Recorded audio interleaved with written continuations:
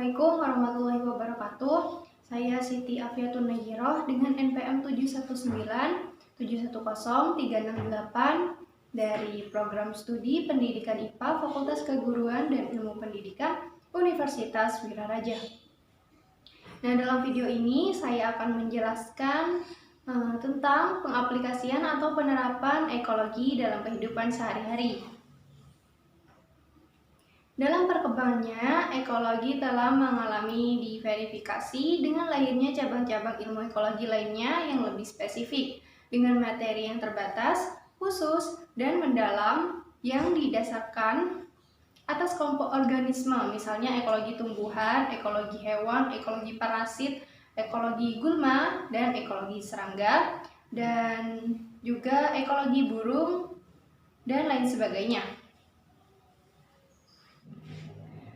Pembahasan ekologi tidak lepas dari pembahasan ekosistem dengan berbagai komponen penyusunnya, yaitu faktor abiotik dan faktor biotik. Faktor biotik antara lain suhu, air, kelembapan, cahaya, dan topografi. Sedangkan faktor biotik adalah makhluk hidup yang terdiri dari manusia, hewan, tumbuhan, dan mikroba.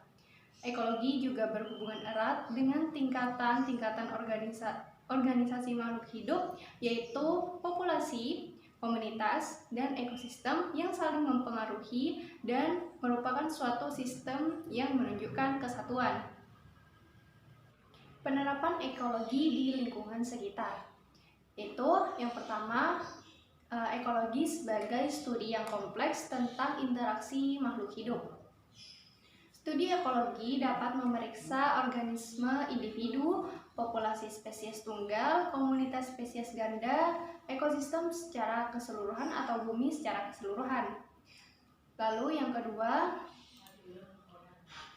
membantu dalam pelestarian lingkungan. Ekologi juga menunjukkan kepada individu sejauh mana kerusakan yang kita sebabkan terhadap lingkungan dan memberikan model prediksi tentang seberapa buruk kerusakan yang bisa terjadi. Indikator-indikator tersebut menanamkan rasa urgensi di antara populasi, yaitu mendorong untuk secara aktif mengambil bagian dalam upaya konservasi dan memastikan umur panjang planet ini. Yang ketiga, meningkatkan konservasi energi. Konservasi energi dan ekologi terhubung dalam hal itu. Ini membantu dalam memahami tuntutan berbagai sumber energi terhadap lingkungan. Akibatnya itu baik untuk pengambilan keputusan dalam memutuskan sumber daya untuk digunakan serta bagaimana mengubahnya secara efisien menjadi energi. Yang keempat, meningkatkan keramahan lingkungan. Dengan semua informasi dan penelitian yang diperoleh dari ekologi, pada akhirnya mempromosikan keramahan lingkungan, membuat orang sadar akan lingkungan, dan mereka dapat terdorong gaya hidupnya yang melindungi ekologi kehidupan karena pemahaman yang mereka miliki tentang hal itu. Yang kelima, membantu dalam pengendalian penyakit dan hama.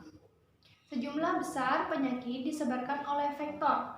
Studi ekologi menawarkan cara-cara baru dalam dunia memahami bagaimana hama dan vektor berperilaku sehingga memperlengkapi manusia dengan pengetahuan dan teknik tentang cara mengolah hama dan penyakit.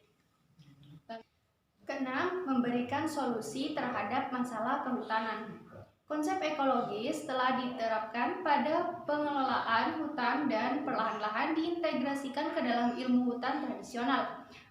Sebagai contoh, studi ekologi yang telah menunjukkan bahwa api memainkan peran kunci dalam menjaga ekosistem hutan yang sehat di tipe hutan tertentu.